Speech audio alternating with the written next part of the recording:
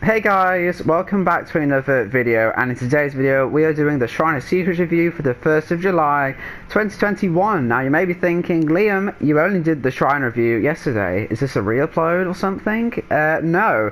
We have the anniversary event live right now until the 15th of July, and with that they are also doing a daily Shrine of Secrets, which now means instead of every Wednesday it resets, it now resets every day until the 15th of July. So I've got my work cut out for me. I said this on Twitter already, but I'm not going to promise anything, but I will try my absolute best to do these reviews and try and get them out every day. It's going to be difficult, I think, just because, I mean, like I said, I have more free time now, but still, I mean, you know, it's a lot of effort to do every day. So it'll be at different times. There won't be like a strict schedule. It would hopefully just be any time in the day, so keep that in mind. Make sure you have notifications on for that. But yeah, so new Shrine every day. Hopefully this means we get some variety, because this week isn't very various, if that makes sense. We're just going to get started, I think. Yeah, wish me luck. So first of all, we have, also before I get started, perks are cheaper now on this as well. They're only 1,500 now. So that means if we get any new perks on the Shrine, I think they'll only be like 2,000 maybe, instead of 2,700, I don't know, but we'll wait and see. First of all, we have Corrupt Intervention, which is a plague perk, and this perk was on the Shrine probably 3 weeks ago, which is very bad. So keep that in mind, that I did talk about this pretty recently. It's still a great perk. It's a really good, really amazing killer perk. It's just annoying that, you know, they're doing this thing where they could bring back any perk they want for a Shrine for 2 weeks, and they bring back a perk that has not even been out for a month yet, if that makes sense. So basically this will block the furthest 3 generators from your location for 80 seconds at the start of the trial, which is 100 seconds at tier 2 and 120 seconds at tier 3.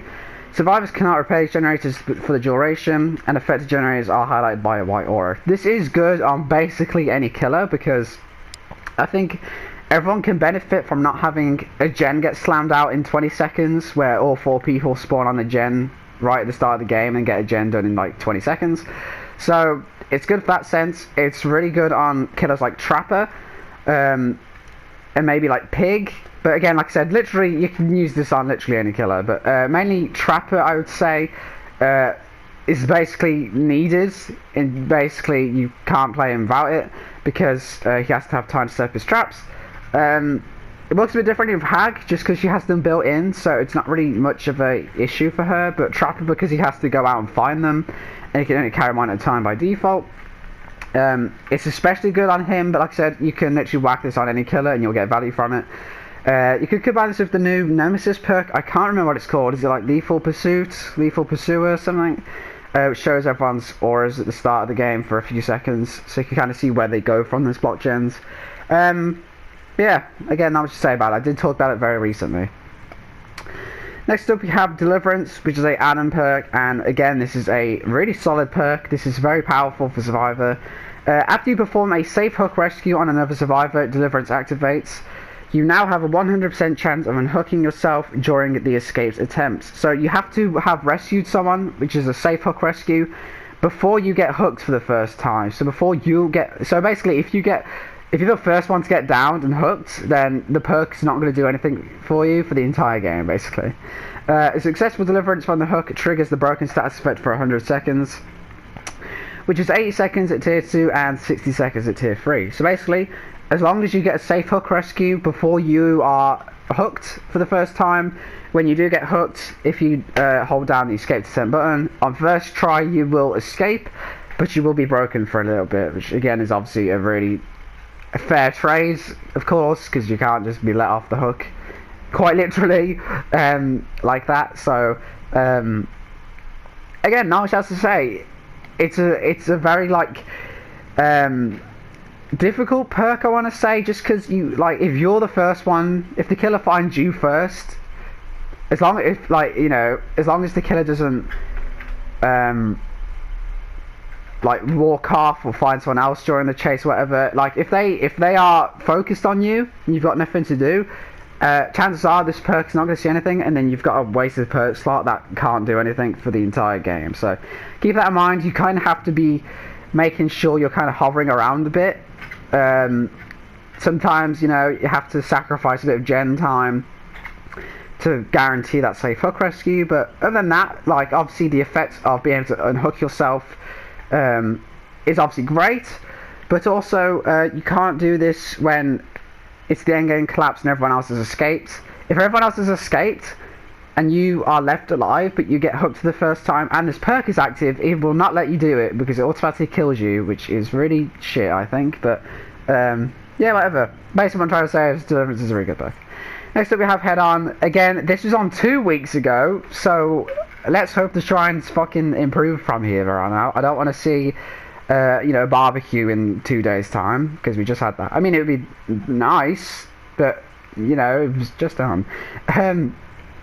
Okay, so Head-On is an exhaustion perk. It's a Jane perk. When you are in a locker for 3 seconds, Head-On activates, and basically once you leave the locker in a quick vault, or is it a quick rush action? I don't know. Basically when you leave the locker in a sprint, if the killer's in front of the locker while the perk's active, it will stun them for a bit. Things like 3 seconds, which is less than a decisive strike stun, so that's pretty shit. Pardon me. But they get stunned and you can run off, and then you get exhausted for 60 seconds, 50 seconds at tier 2, and 40 seconds at tier 3. Head-On can't be used while exhausted. You don't recover from exhausted when running. Head-On can't be used when you have idle crows. So again, I talked about this really recently. It's annoying that this first shrine is like so bad, sort of. I mean, it's good perks, but they, you know, has not even been a month since they were out, so that's annoying. Let's hope they change that up a bit. Again, I think this is probably the weakest exhaustion perk in the game. I have this perk. I know it's a really fun perk. I know that with like Survive Friends, if you want to have a laugh or something, this is obviously fucking amazing for that, because it is great in that sense. However, I've only ever played solo queue, so I know that even on solo queue you can't get coordinated whatsoever.